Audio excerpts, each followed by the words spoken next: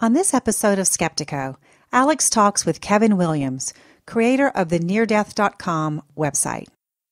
I think it's a real mistake to underestimate the appeal of the materialist, reductionist philosophy. So just because a few people have written best-selling books and made it onto the Oprah circuit, if you will, that doesn't mean that there's going to be an end to the war machine or the depleted uranium that we're going to shoot over in Syria. Or the only thing I can conclude is that it's about personal transformation, and it's about embracing that. And in the process of embracing that, then I think trying to come in contact with other people and create that community. Well, right now we see both sides, religions and the hardcore scientists, materialists, are kicking and screaming. But this point of merger is happening right now, especially I think in quantum physics, when you can't. There's a mystical aspect to it that can't really be denied. The materialists and religionists are kicking and screaming. But I see a day where there'll be no more faith involved, because the new knowledge will come in that is inescapable. I mean, it'll be the religious person will have to abandon whatever erroneous faith they have or dogma, and the same with the scientists. Stay with us for Skeptiko.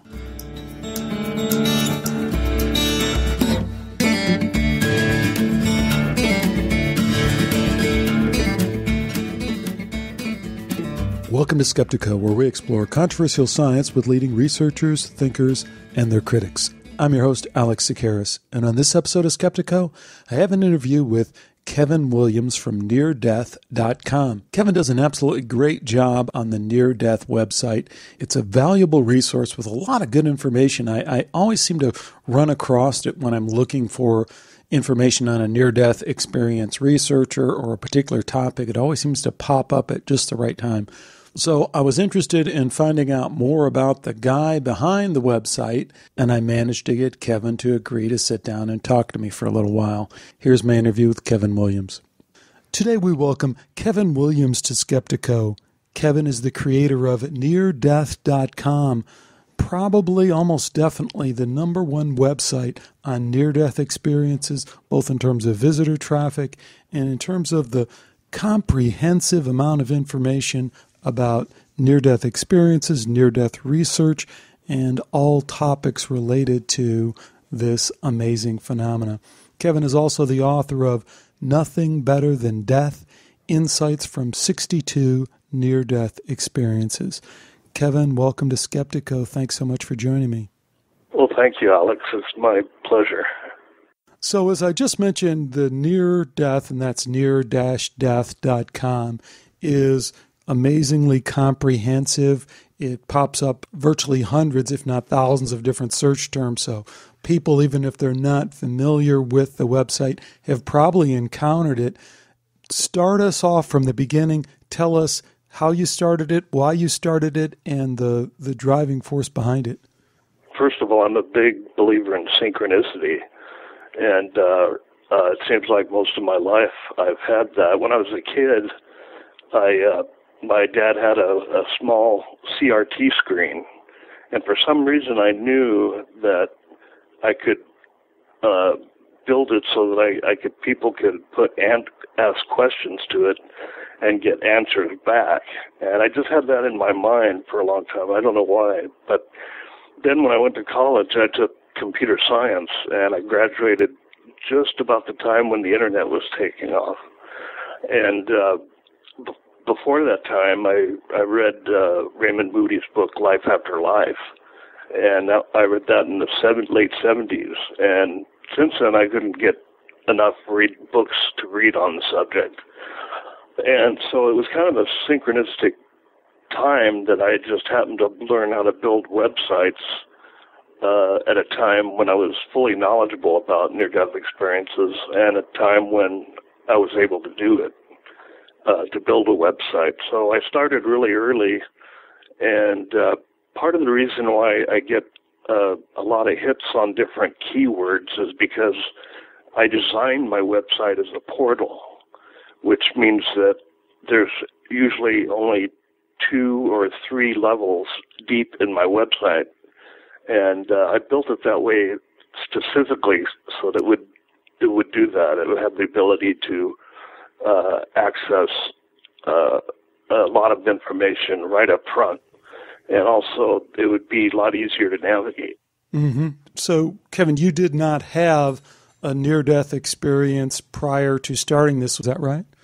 Yes, that's true. I've never had a near-death experience. But once you read enough of them, you almost feel like this is information that you've known before. And in fact, a lot of near-death experiencers, during their experience, they'll receive knowledge like that forgotten knowledge. And the more I read about it, the more I realized that this was true for me, and that everybody has actually experienced death many times through reincarnation. And so that was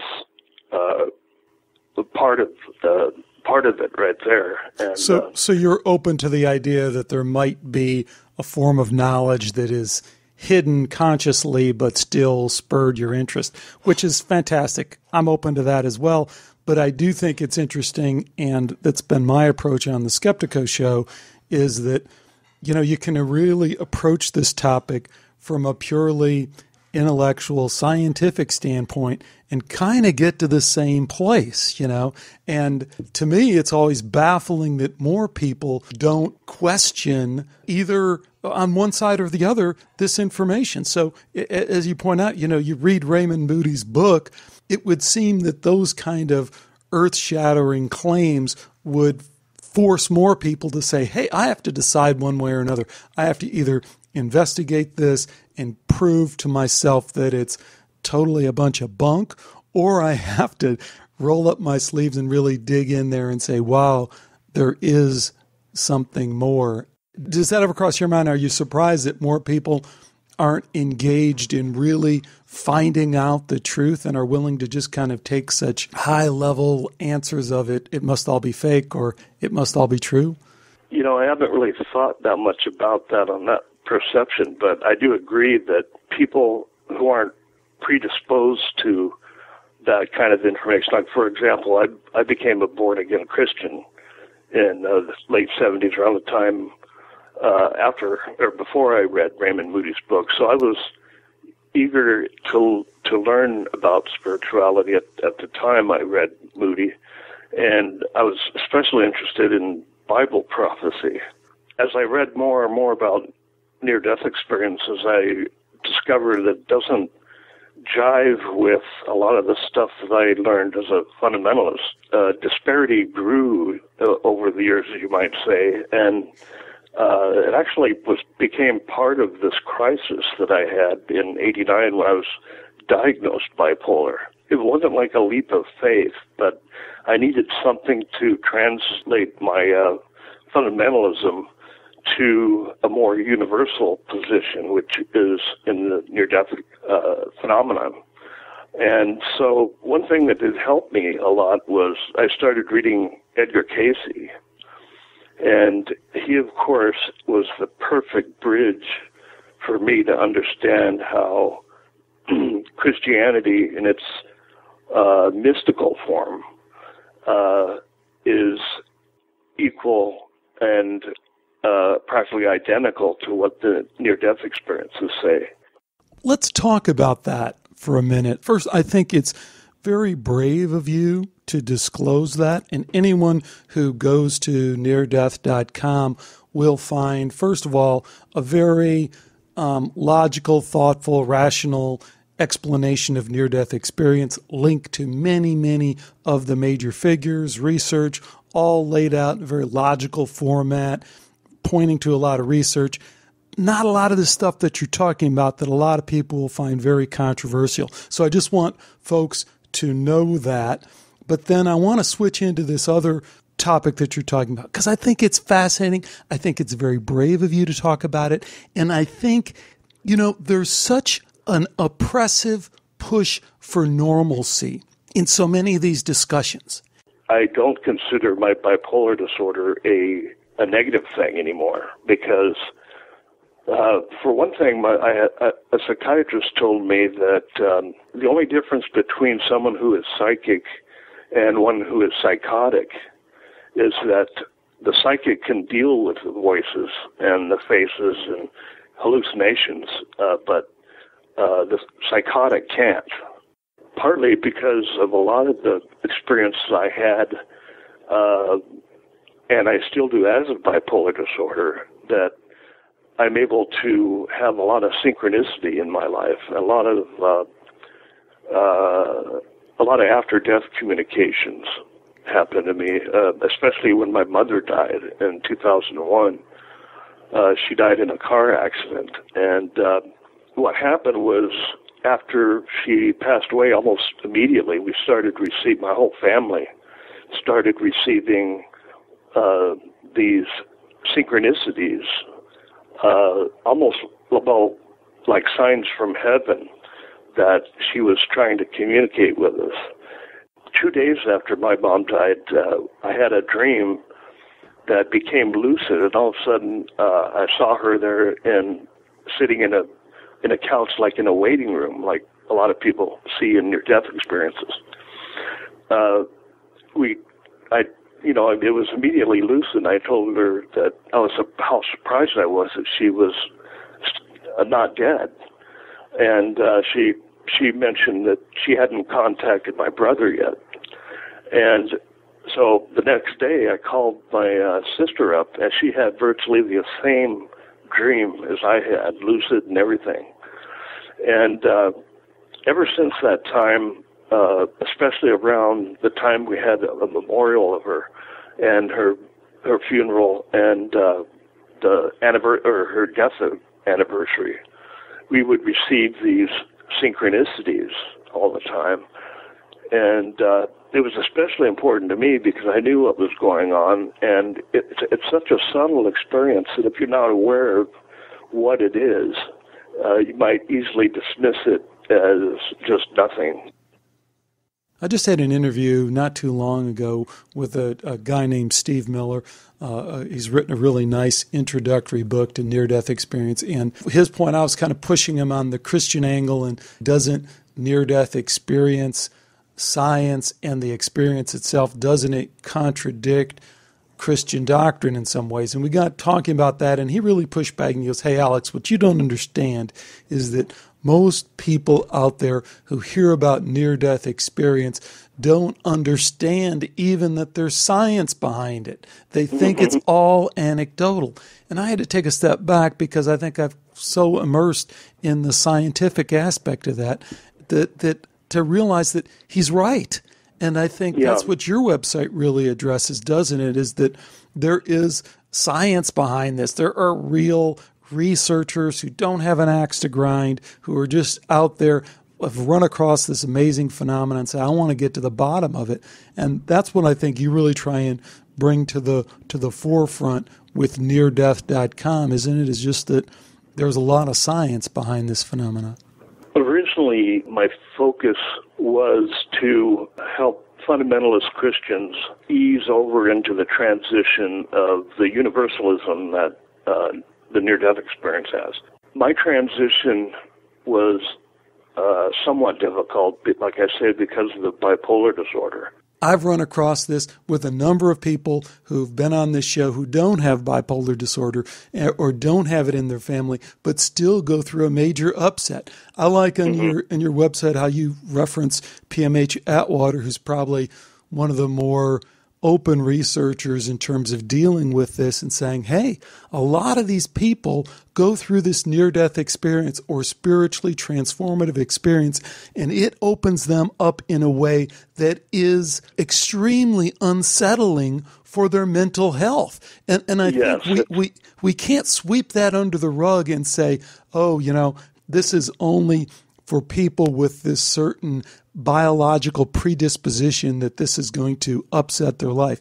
it should, upsetting your worldview and shattering it is can be very dramatic. And furthermore, I think we have to contrast that with the way that a lot of atheist and skeptical people in our lives that we all know about handle it. Because when we've run into that, we see the opposite of that. I have several friends who are just incredibly resistant to this information because they feel like, I get the sense is that they feel like they can't deal with it on that level. They really don't want to deal with that kind of upset in their worldview. And I think there's a lot of Christians that are coming at it from the exact same way. It's like, don't you dare threaten me. I got everything working in a way that I can at least manage it. Don't you dare tell me this stuff isn't true.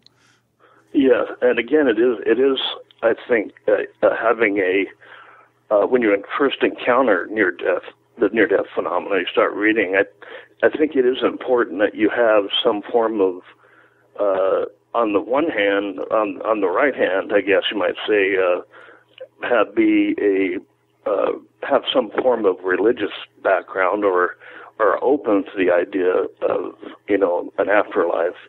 And deal with that. But then on the other hand, you have science, which is, some scientists are just as dogmatic as, fundamentalist Christians. And in that sense, I've also the scientist in me, tried to appeal to them as well. And I do agree that people want to hold on to their belief, especially when it comes to death. And, and as you know, in today's society, death is always the enemy. You got to push it away. And, like in the olden days, everybody, knew what it was about. People died at home all the time. Right. And, but it's an earth-shattering view. And that's why I always believe that you don't have to have a near-death experience to feel the benefits. And Ken Ring writes extensively about this, that how people are transformed from this. But you do have to approach it with an open mind. And too many people on the far right fundamentalists and on the far right scientists are not open-minded. Some are not open-minded, but you have to approach it with an open mind. Otherwise, people just turn off right away.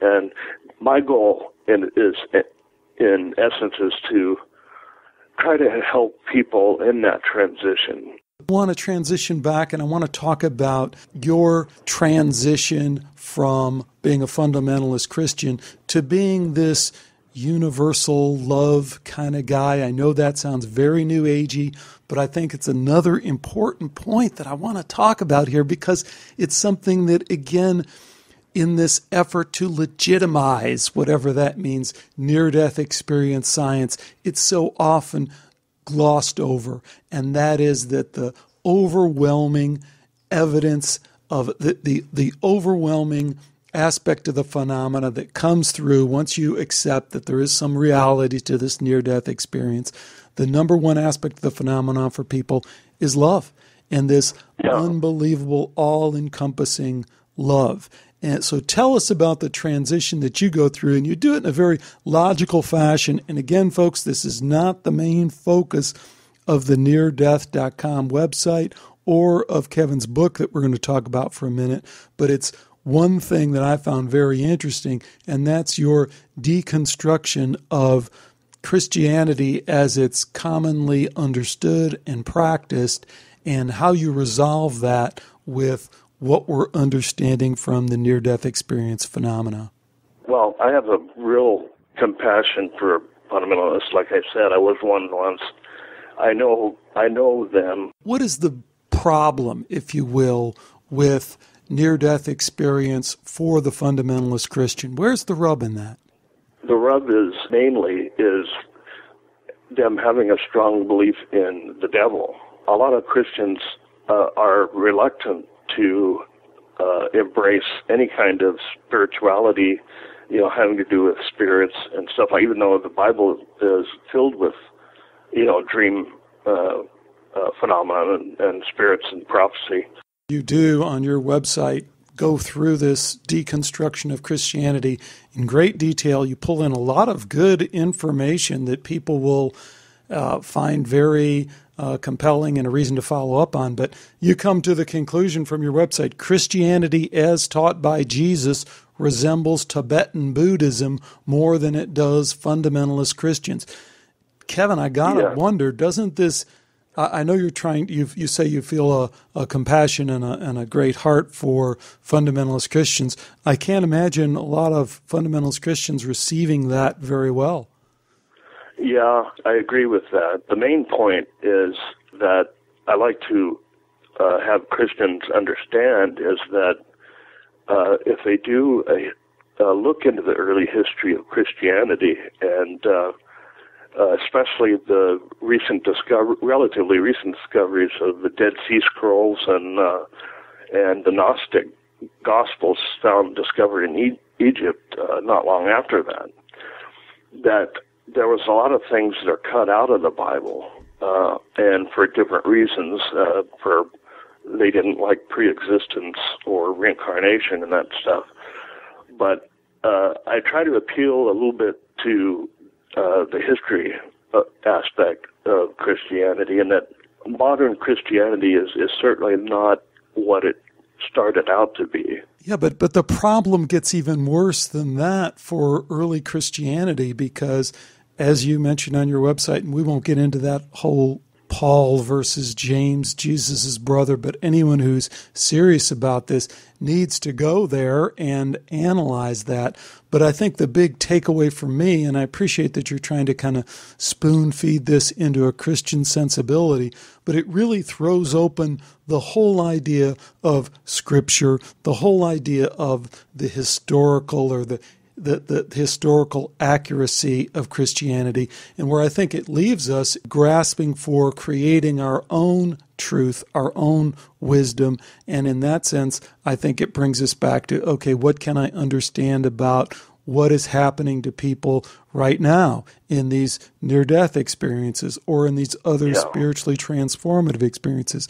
Isn't there a problem in trying to completely reconcile this stuff? Because I don't think once we deconstruct it, we can really put it back in a way that makes sense and say, oh, gee, if we just go back to the original Scripture, then everything's okay. Well, no, everything isn't okay. There's still a lot of myth-making going on there. There's still a lot of strange connections to Buddhism, to ancient Egyptian traditions, other Cretan traditions. I mean, it's not a clean cut to try and say, oh, if we just go back to the Gnostics, then everything's okay.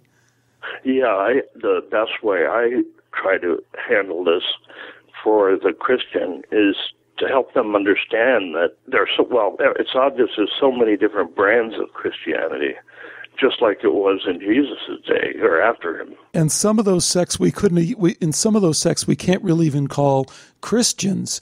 They were people with various kind of belief systems, and I agree. That's the starting point for anyone who's a Christian, is to go back and look and understand that, there were a lot of different teachings going on. And even when you take Paul and he's going and writing these letters, these aren't Christian groups he's writing letters from or enclaves.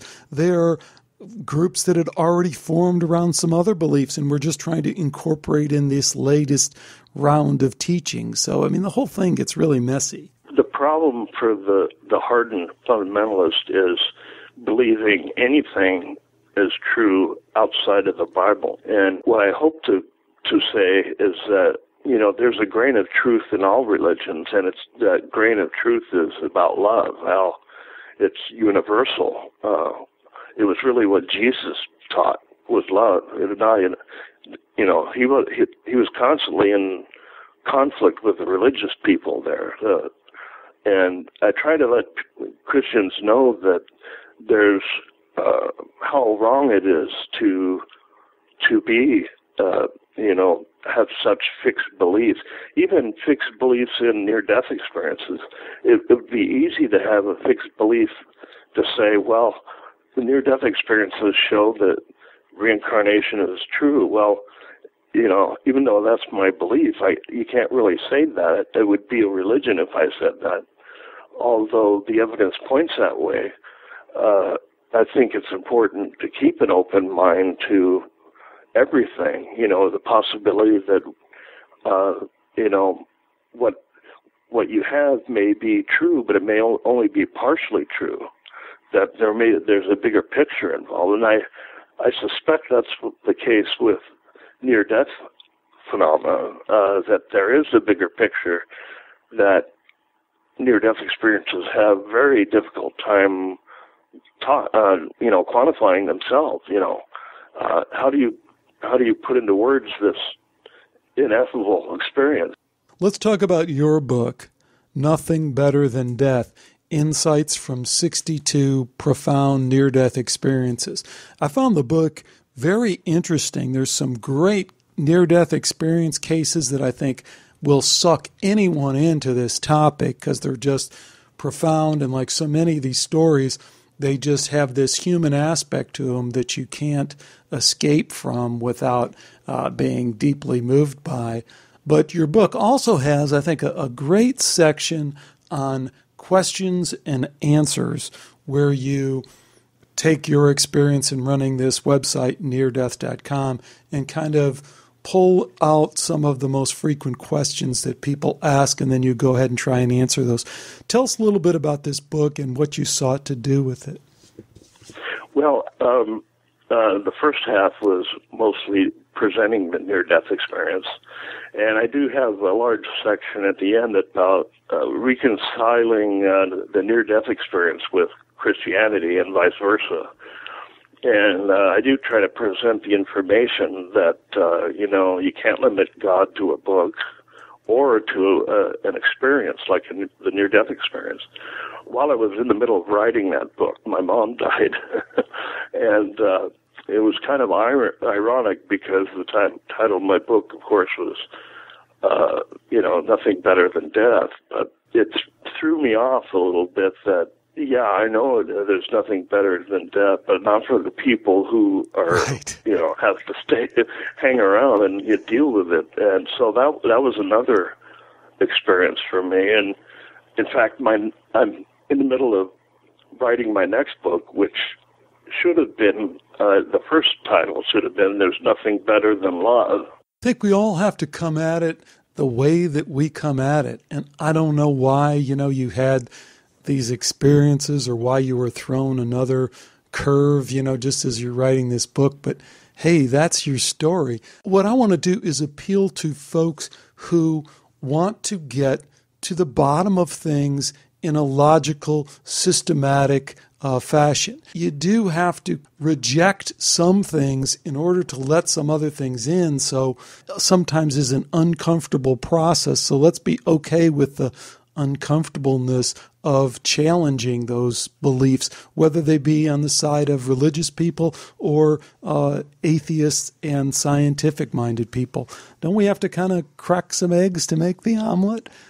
Yeah, and my message to atheists is that, it doesn't matter what you believe. Religion and stuff doesn't matter on the other side. It's deeds, not creeds, is what I hear a lot. Our life here is important. We're here to do a job. We're all on a mission from God, as the Blues Brothers would say. And it doesn't matter whether you're an atheist or a religious person. You're accepted on the other side, whoever you are. I'm with you for the most part in the overall message. Who can argue with that? But the deeds versus creeds thing, sometimes I think we want to downplay the relationship between the two. And especially, I tell you, for me personally, I just have always approached things from kind of a big picture standpoint. I need to understand the creeds before I can really embrace the deeds, if you will. Yeah. So becoming more accepting of the hard evidence that I am not a biological robot, that there is a reality to the spirituality that I sometimes get little glimpses of and that I see in other people helps me get to the deeds part, because otherwise I can look at it very rationally and say, hey, I don't need that deed, or I'm liking the stuff that I'm getting. It's okay for me to have more stuff. And I can even draw lines and say, hey, as long as I'm not too bad, then it's okay, isn't it? There's a lot of people like me who approach it from, you know what? I want to know the creed. I want to know the truth, the scientific truth, as close as I can get to it. And then that in turn informs my deeds. Yeah, and that's why I view my uncle, who is the atheist, worshiping God, you might say in quotes, in a manner in his own way through his love of science and his love of physics and radiology. He's a radiologist, and in evolution, his passion is for nature and science and physics, and I think that approach is very spiritual. Again, I can't quite agree, because I've seen this so often with these scientists. I mean, if they have a fundamentally flawed aspect to their theory, like consciousness, which is always the one that we bump into, then I'm not all that interested in what else they have to say. Even if they've discovered some truth about some particle or about some subatomic reaction or something like that, I think it's very possible that people can be incredibly well educated on a narrow subject and really be rather oblivious to these larger truths and realities that they don't even explore. And as far as science being a high priest, in what religion? It's not a religion that I want to be a part of. I kind of believe what Edgar Cayce once theorized, and that is that religion and science, metaphysics, or philosophy are approaching a point of merger, and we're getting closer and closer to that point of merger where science does become kind of a mystical. And I see that in quantum physics. I understand where you're coming from on that. I just think there also has to be a little bit of skepticism associated with that. Whenever I hear about this paradigm change, I always go back, and I've had some guests who talk about the great spiritualist movement in the early 1900s. Hey, everything was poised and ready for a paradigm shift. That paradigm shift didn't happen. And as a matter of fact, it reversed, and it went back in reverse and has been for the last 100 years. I think it's a real mistake to underestimate the appeal of the materialist, reductionist philosophy, and to kind of underestimate how much it permeates our culture, our lives in every way. So just because a few people have written best-selling books and made it onto the Oprah circuit, if you will, that doesn't mean that there's going to be an end to the war machine or the depleted uranium that we're going to shoot over in Syria or any of the rest of this stuff. I mean, the only thing I can conclude is that it's about personal transformation, and it's about embracing that. And in the process of embracing that, then I think trying to come in contact with other people and create that community. But beyond that, I'm very leery of drawing any conclusions about our current situation and how that might look in some larger time scale of history, because history hasn't been very kind to this kind of paradigm shift, at least the history that we know of. Yeah, I have to hand it to you that you deal with a lot of skeptics who are materialists, and you fully understand them far more than I do. And I do know that they're very reluctant to hear anything that has smacks of religion. Well, right now we see both sides, religions and the hardcore scientists, materialists, are kicking and screaming, but this point of merger is happening right now, especially I think in quantum physics, when you can't. There's a mystical aspect to it that can't really be denied, but the materialists and right now and the religionists are kicking and screaming. But I see a day where there'll be no more faith involved, because the new knowledge will come in that is inescapable. I mean, it'll be, the religious person will have to abandon whatever erroneous faith they have or dogma. And the same with the scientists. You could be right. I always think of Dean Radin, who I interviewed a long time ago on this show, and he said something that's very prophetic, and I know is going to be true. He said, all these people talk about paradigm shift, and I'm paraphrasing here, obviously. He said, what happens is there's the shift, and then everyone goes, oh, yeah, that's what I've been talking about all along. So there isn't this big dramatic thing. It's that scientists will find cover in saying a bunch of different things and go, oh, yeah, well, we knew that. We accepted that. And you might even go further and say, well, with this new paradigm shift, everybody will be right. The materialists will say, well, yeah, the near-death experience, there's nothing paranormal about it because we know now that consciousness survives death. Right. We redefine consciousness in some way. Yeah, and that's the key, really, when it comes down to it, quantifying what consciousness is. But I think if we can establish that consciousness does survive bodily death, and we're getting close to that, I think. I agree. On both sides, whoever has any dogma. In that regard, I agree with you. And I've always been very negative about the paradigm shift thing for all the reasons that I just said. But I think you're right. I get the sense that the mounting data from near-death experience science and the way that data syncs with findings in other areas is going to make it harder and harder for the consciousness folks to find cover in the reductionist biological robot meme. And I see that already in my conversations with some of the leading consciousness researchers. They know the old thing doesn't fit. They don't know what the new ground is. They're trying to find this emergent property of consciousness thing, which is really just a stepping stone that fails miserably if you really think it through. And I think they're going to have to find a new ground. And the only ground to be is this idea that consciousness, in some way we don't completely understand, does survive bodily death. And I agree with you. That's a whole new ballgame. That's going to be a big step. And I hope it would happen soon. I hope the results from the AWARE study and the Immortality Project. Then again, now we have this new study about rats having this explosion of energy in their brain.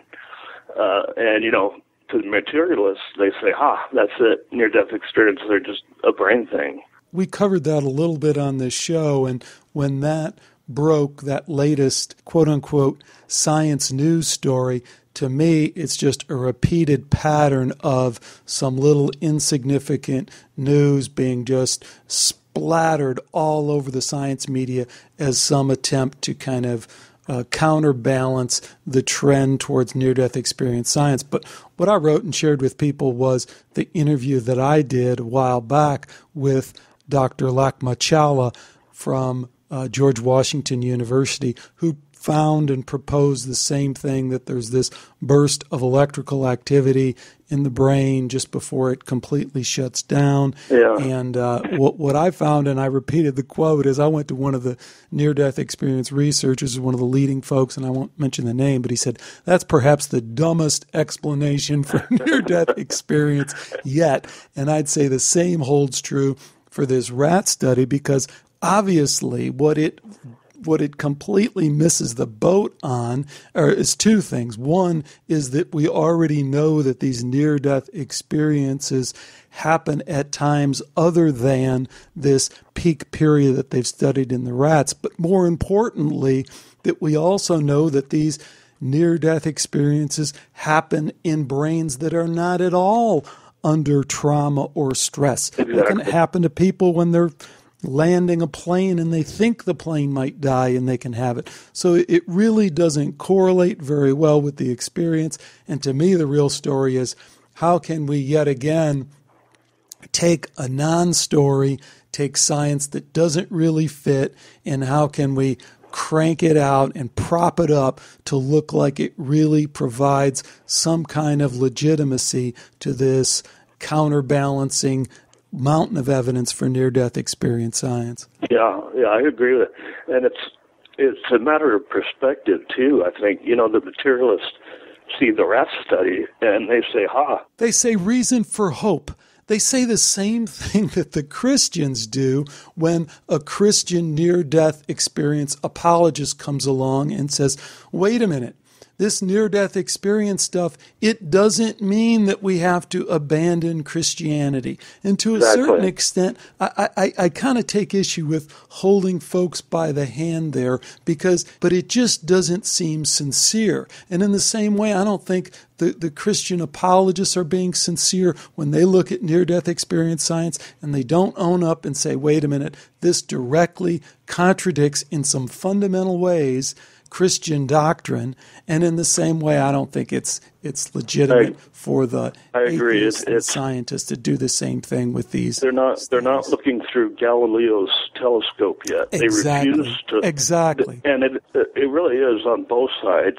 It's a matter of ignorance. So, Kevin, it's amazing work that you've done. Can you tell us what might be coming up for folks at neardeath.com? I know you work on the website a lot and are always updating it with new information. And you also mentioned this new book that you have coming out. When might we see that? Well, it's going to be slow in coming because I'm actually involved in a lot more webmaster stuff than I am writing new articles, but as I am updating my website, I'm updating a lot of my main articles that are more popular, I guess you might say. And of course, right now the deal is doctors who have NDEs, like Dr. Eben Alexander, and I think they're the testimony of neuroscientists, and there are a number of them that I want to present. But when we get a number of neuroscientists having these experiences and acknowledging them, then, that's what I'm interested in. And also the near-death experiences of presidents, like Ronald Reagan had a near-death experience, and Lincoln supposedly had one, how it changed his life. But these special categories of people having near-death experiences fascinate me a lot. Well, Kevin, your website is really extremely important to this field. I hope that people who haven't been there for a while will revisit neardeath.com and reacquaint themselves with the information. I'm glad to hear that you're constantly updating it. I think that's vital. It's been great having you on. Thanks so much for joining me. Well, it's my pleasure, Alex. I appreciate it. Thanks again to Kevin for joining me today on Skeptiko. So I have one question to tee up from this interview, and it's a little bit different from the kind of questions I've asked in the past, because I want you to share with me on the forum or in the comment section of the website your personal journey through the near-death experience data. So what's some of the first information you came across? What did you do when you read about someone's story or you read about a researcher who'd published some research? Where did that take you? Where did that lead you? And then maybe where are you now in terms of your conclusions about near-death experience science? So if you feel up to it, let's take this discussion in a little personal direction this time around and see where that leads us. Of course, the place to answer that question and share your journey with us is either on the Skeptiko website, right there in the comments section, or by clicking on over to the forum and joining the discussion over there. The Skeptiko website is at skeptiko.com. There you'll also find, of course, over 200 previous episodes of Skeptiko, a link where you can subscribe on iTunes, also an email and a Facebook link to me.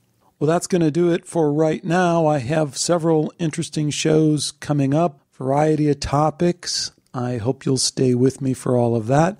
But until next time, take care and bye for now.